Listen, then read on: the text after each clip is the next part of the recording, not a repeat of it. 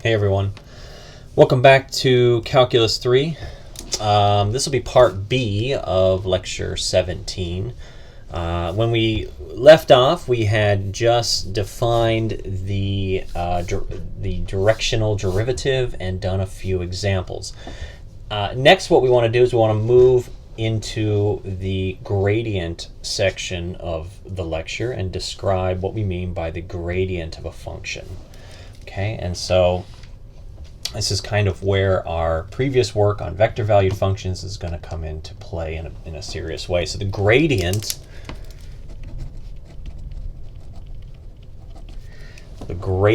of a function is a vector valued function of two variables.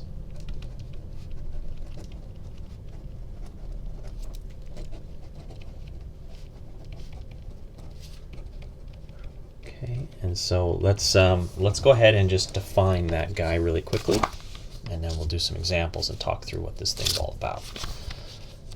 Okay, so definition. So we'll let z equal f of xy, and this is going to be a function of x and y.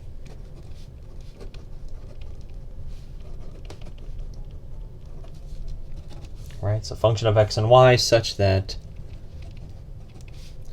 f sub x and f sub y, the partial derivatives, exist. Right, so z has to have partial derivatives. Right, x and y derivatives have to exist. We say then that the gradient of f, and this has some interesting notation, denoted by, right, it's kind of like an upside down triangle, denoted by the gradient of f like this. This is going to be the vector. Okay, so what vector? Well, the gradient of f is equal to the partial derivative of x, partial derivative of f with respect to x, times the I vector plus the partial derivative with respect to y times the j vector. So you basically take the partials and you turn them into a vector valued function based on them. Okay. And so frequently when we say the gradient of f, we'll use the term del f. So similar to what we did with partials, I frequently, I don't know if I said it explicitly, but you might have noticed me saying del x, del y. So it's a similar thing here with the gradient. And also notice here that the gradient of f, right? Oh my gosh, I did it twice. The gradient of f is a vector in the plane.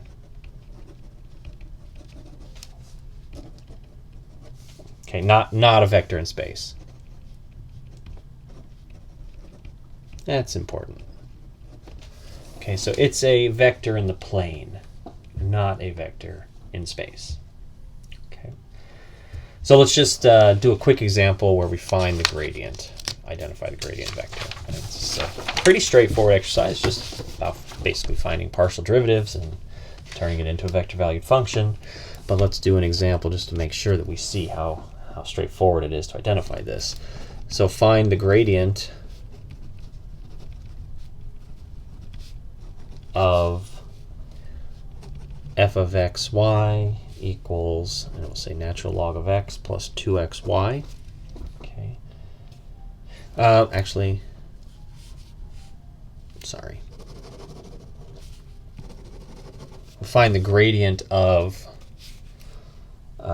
f of xy equals y ln x plus xy squared. Right, so I was looking a little further down the page there. So we're going to find the gradient of this function, and specifically at the point 1, 2. Right, so we'll find the gradient function itself, and then we'll evaluate it at 1, 2. Right, so we need the partials. So f sub x derivative with respect to x, that's just going to be y over x here. This is like a constant times ln x. And then over here, it's just going to be a constant times x, which would just, the derivative would just be the constant. Okay. And then what about the partial with respect to y? Well, there you're going to have basically ln x plus 2xy. Okay. So you've got your partials. Then the gradient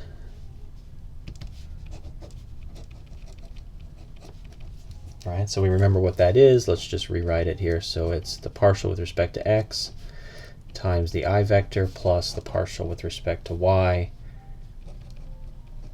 times the j vector.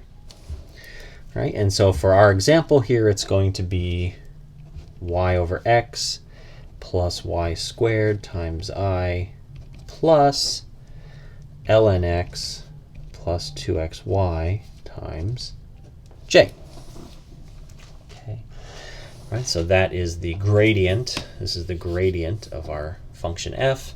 And can we evaluate that gradient at 1, 2? Of course. Right, we can just plug these guys in. So that's going to be 2 over 1 plus 2 squared times I plus, and then it's ln of 1 plus 2 times 1 times 2 times j. So this is going to be 2 plus 4, so you have a 6i, and then over here you've got 0 plus 4, so 4j. So that's the gradient at 1, 2. Okay, perfect. So that's an example. I mean, and so that it's useful just to see that because you can quickly see that it's really straightforward to calculate these things. It's just the partials tossed in as the components of a vector valued function. Okay, and so the gradient of f is a vector, right? And so as such, the gradient of f, we can write the directional derivatives of f in the direction of u in a particular way, right? So let's write this down here.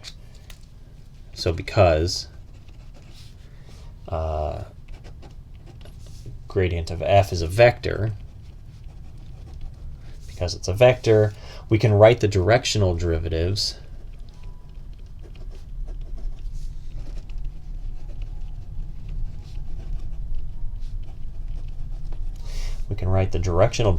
of f in the direction of a vector u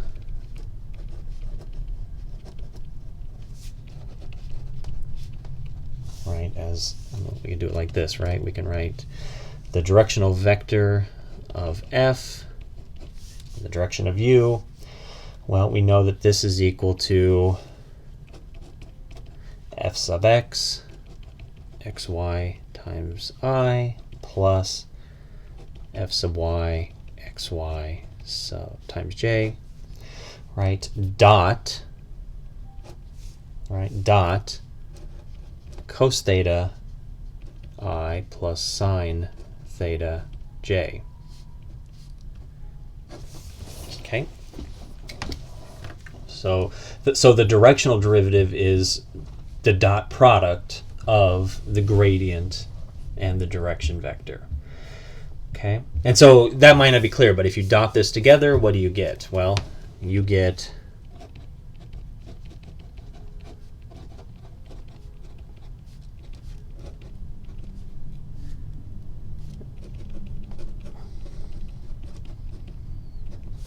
okay, and this is actually be I times I, right? And so those are gone. And so here's, you can recover the definition of the gradient, or sorry, of the directional derivative, using the language of the gradient, right? So here's the gradient piece, and this is the directional vector, the direction vector. So the direction vector and the gradient together, dotted together, give you the directional derivative. Okay, and so here comes a lovely theorem that ties all of these things together. Okay, so here comes one of the nicer things that we'll see in Calc 3, I think, personally. But if f is a differentiable function of x and y,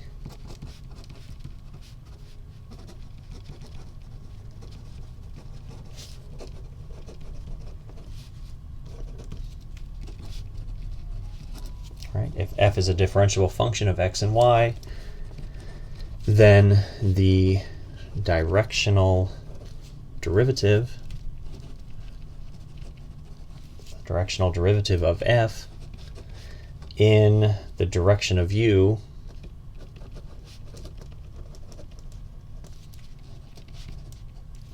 right is, well, so let's write it out here.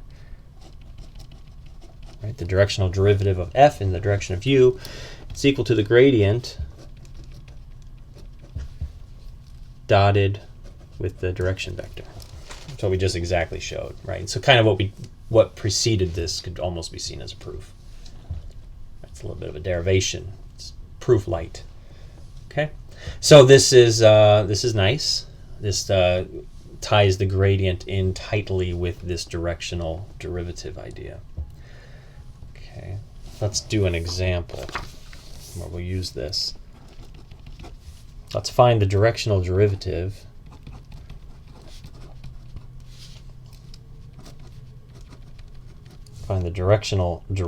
of f of xy equals 3x squared minus 2y squared. We're going to find that at negative 3/4 0 in the direction from, right, and so here we'll have p, right, negative 3/4 0 to q 0 1. Okay, so we're not given a vector explicitly, but we're told a direction from one point to another point. All right, so we want to find the directional derivative here, and now what we're going to do is we're obviously going to identify that going through the gradient function. Okay, so let's start with PQ. Okay, so we're given P and Q, so we need to, this is going to be the kind of give us a direction vector, right? And basically, if you remember back to kind of day 1 of Calc 3, we would say that would be equal to 0 plus, well, minus negative 3/4 I plus 1 minus 0 j. Right, and so then we would get a vector v that is 3/4 times I plus just 1j. Okay, now this is obviously not a unit vector, but we can convert it to a unit vector, so let's do that. So to do that, we take v divided by the norm of v. So that's 3/4 comma 1 over, what do we get here when we find the norm here? It's going to be 9 over 16. That's 3/4 squared plus 1 over 1, or sorry, 1 squared, square root of that. So we have 3/4 1, and then down here this is 9 over 16 plus 16 over 16, so that's going to be 25 over 16. Isn't that convenient? And so that means our unit vector is 5/4, this guy, right? And so we might want to write that as, let's see, 3/5 I plus 4/5 j. Sorry, that should be the other direction. I forgot to reciprocate that. So I gotta flip that over actually, so it should be 4/5 times that vector. Okay, and so this is our unit vector. So that's the direction that we're interested in.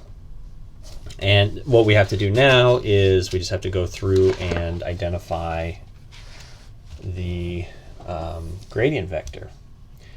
Right, and so did we find the partials yet? Where's the partial? We did not find the partials. Oh, that's okay. So what are the partial derivatives here? so f sub x is equal to 6x. F sub y is equal to negative 4y. Okay, no problem there. Let's go ahead and calculate the gradient. Okay, so the gradient of f. Remember, that's going to be equal to the partial of f times I plus the partial with respect to y times j.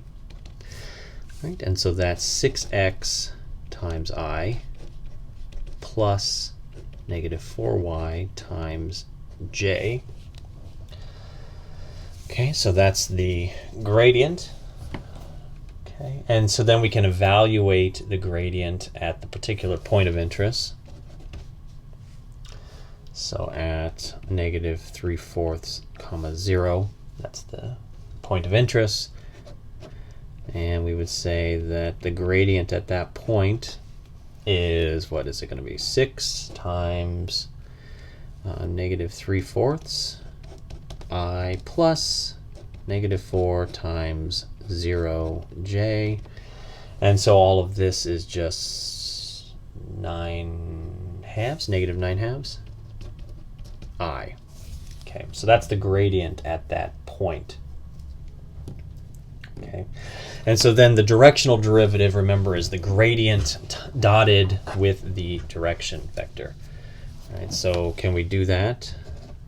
Yeah, I'm going to switch pages here, running out of space. And so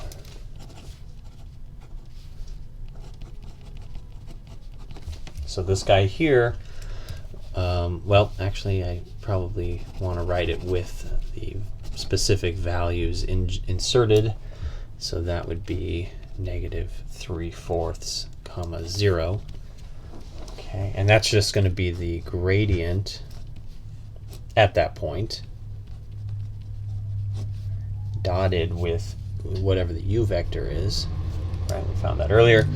And so let's plug these vectors in. Now remember, this is a vector and that's a vector. You got two vectors here, so you can dot them.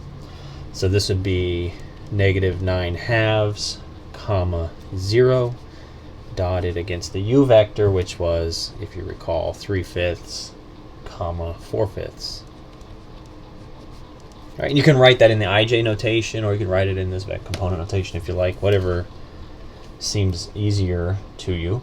But then it's just a straightforward dot product, right? Negative 9/2 times 3/5 plus 0 times 4/5.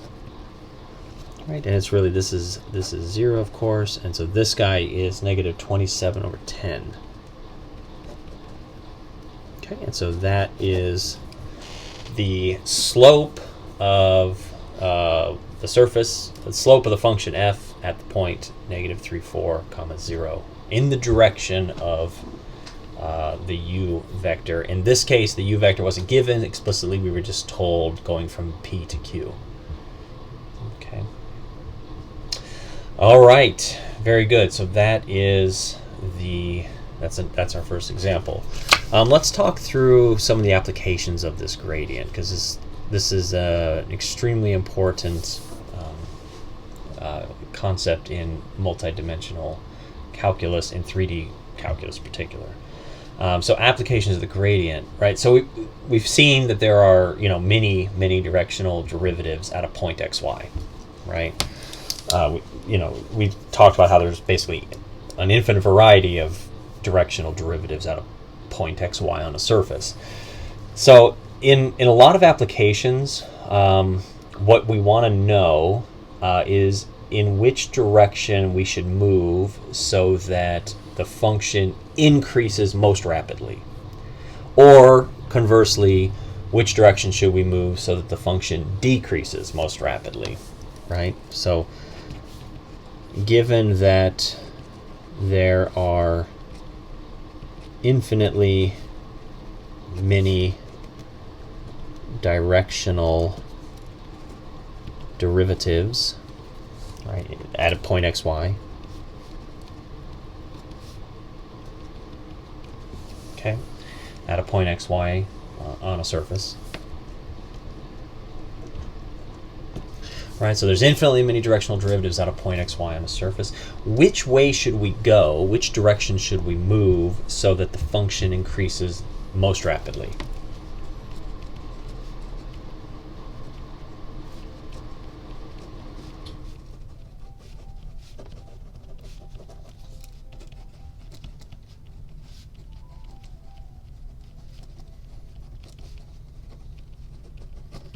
Right, that's one of the bigger applications for this gradient vector. So which direction, this gradient vector can be used to determine which direction we should move so that the slope increases most rapidly.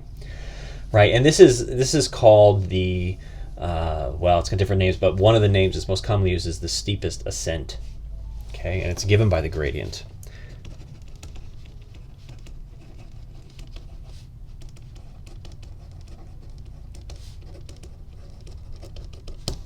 Called the steepest ascent, right? And it's given by the gradient.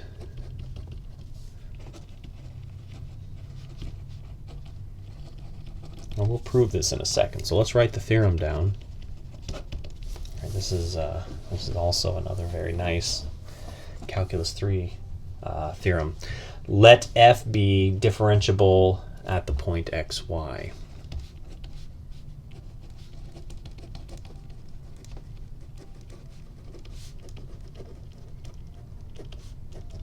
So at a particular point xy, the function is differentiable.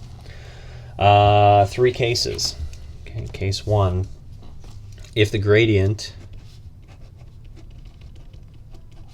is the 0 vector, then, right, if the gradient's a 0 vector, then the directional derivative is 0 in all directions.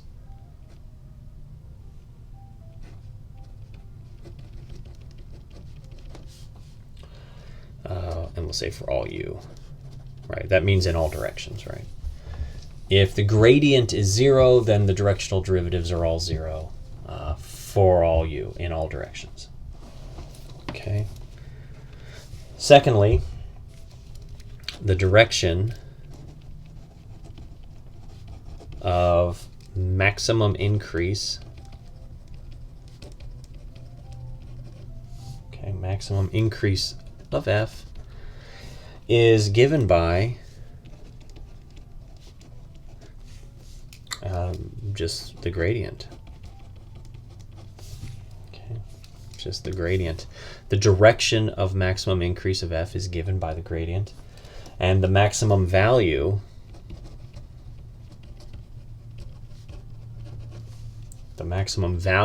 of the directional derivatives is the norm of the gradient. That follows naturally from the first statement, right? So if the direction of maximum increase of f is given by the gradient, then obviously the maximum value of the directional derivative is going to be the norm of the gradient, right? And basically the reverse is true as well, right? The min value, the direction of minimum increase of f is given by negative gradient, right? And the minimum value,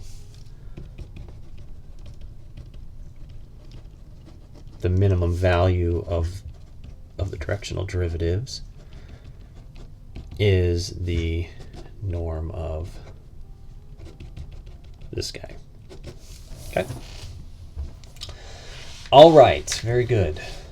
Okay, so let's prove this theorem. This may seem to, I know that when I first heard about this, I was like, wow, how can that be? And it's not obvious to me, it was not obvious to me at that time how this could possibly be proven. But let's take a look. It's actually fairly easy. Clever, but fairly easy, short proof. Right, so proof. Well, we'll start with the case where the gradient is 0. So if f of xy equals 0, 0 vector, then for any direction u,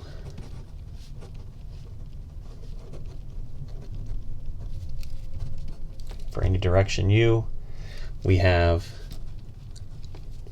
the directional derivative of f of xy equals, right, it's the gradient dotted against the direction, and of course that is 0, 0 dot cos theta sine theta, and of course that's 0, right? So that's straightforward, right? So if the gradient's 0, then all of the directional derivatives have to be 0 because they're the dot product with a 0 vector, right? And so naturally, and so let's take the case where the gradient is non-zero.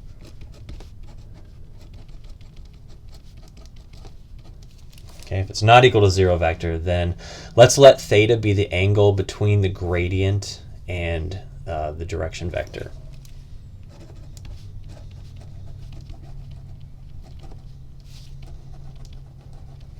So we'll let theta be the angle between the gradient and whatever the direction vector happens to be.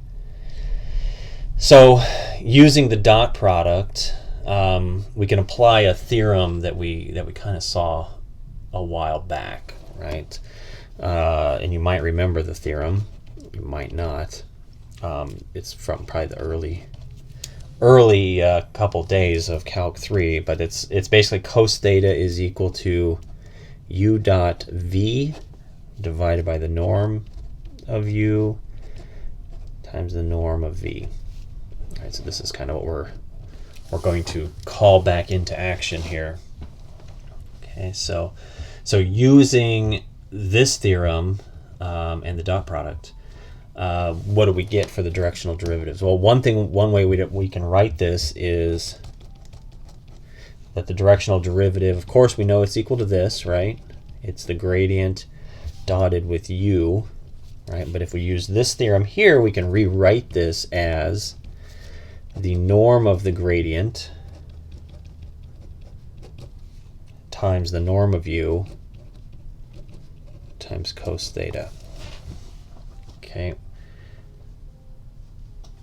Okay, right? So here's think of this as your u and your v. Right, so basically all of this comes over to the other side, and that's what we're looking at here. All right, so kind of a straightforward application of that previous theorem. Right, so then what does this tell us? Well, from this, it follows that what's the max value going to be, right, for theta? Like, where does the maximum occur for this guy? Actually, we can take this one step further. The u, remember, is a unit vector, so we can rewrite this as, I'm just going to rewrite it all down here so we have it. It's the norm of the gradient times cosine of theta. Okay, right, that's what we have. So where is this going to be a maximum? This guy here. When is this going to be a maximum? Well, the max value is going to obviously happen when cosine of theta is equal to 1, right? Cosine of theta is bound between -1 and 1, right? So the max is going to obviously occur when cos theta is equal to 1. And so when does that happen? Well, it happens lots of places, but let's say that happens when theta is equal to 0. Okay.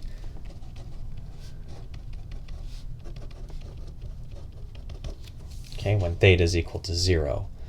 So the maximum value of the directional derivative is going to occur when u has the same direction as the gradient.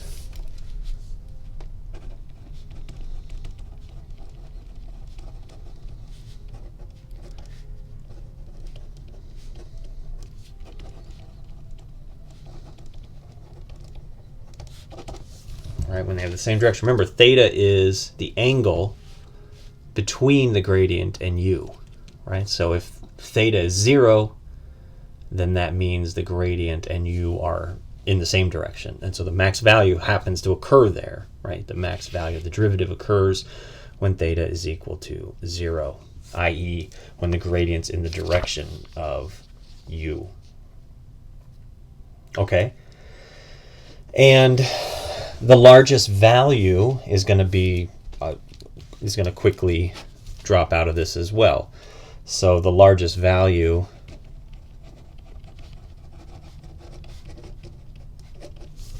of DUF is going to be precisely what? Well, it's going to be the norm of the gradient times cos theta, which is going to happen when theta is 0, and so it's just going to be the norm of the gradient.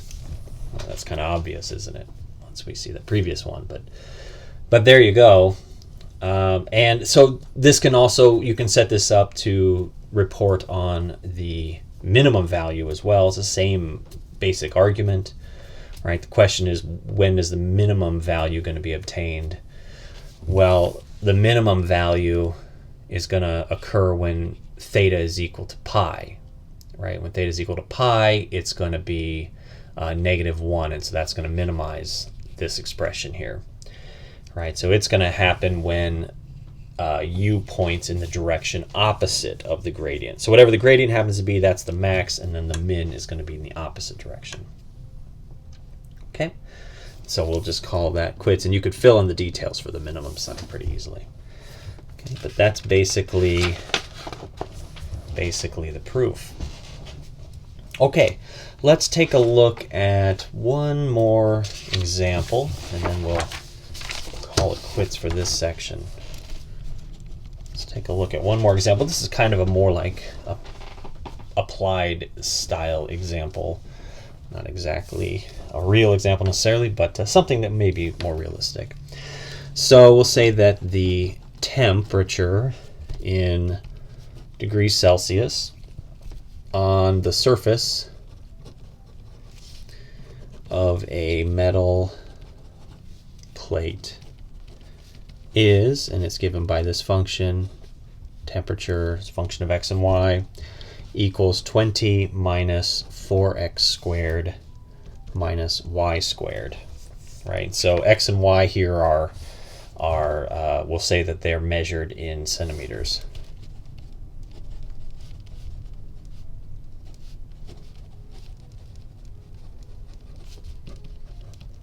Okay, so they're measured in centimeters. So the question is, in what direction from the point 2, -3 does the temperature increase most rapidly?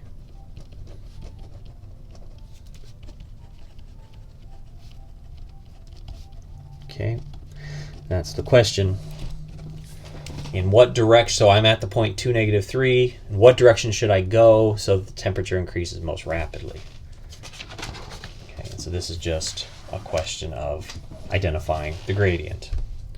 Right? We know that the direction of largest increase is in the direction of the gradient. So all we need to know is, what is the gradient? So we need the gradient of t. Okay, and so that's going to be the partial of t with respect to x times the I vector plus the partial of t with respect to y times the j vector, right? And so we can easily differentiate this function here, right? So this would be -8x times I plus, and then the partial with y is -2y times j, right? And so we can just evaluate the gradient at the point that we're standing, and it'll tell us which direction to go next if you want to go in the direction of max increase. So the gradient of t at the point 2, -3 is just going to be equal to -8 times 2 times the I direction plus -2 times -3 times the j direction. Okay, and so what do we get there? -16I plus 6j. Okay, and so that's the direction we should move next if we want to move in the direction of the most significant increase in temperature, right? And then just out of curiosity, what is the rate of increase? Well, that would be found by calculating the norm of the gradient at that point, right? And that's going to be, let's see, negative 16 squared plus 6 squared, like so. And, well, whatever you get there, right? So whatever you get there is some temperature. You have to pull out a calculator to calculate that. I can't do that one in my head. Yeah, so that's it. So this tells you the direction to go, and this guy here tells you what the value of the directional derivative will be in that direction. Okay, so now it's important to note, I think a lot of times people make this mistake that, the gradient points toward the direction of max increase. It doesn't necessarily point towards the hottest part of the plate, right? Like if you've got your plate here, let's say things heat up as we move across lines, right? If I'm like right here, the gradient might tell me to go like this, right? But that's not necessarily this is the hottest part here, right? Every time you cross a line, it gets hotter, right? It's not sending me in the direction of the absolute hottest part. It's just telling me, if I go this way, things will get hotter quicker, right? Now, once I get in here, maybe it sends me this direction.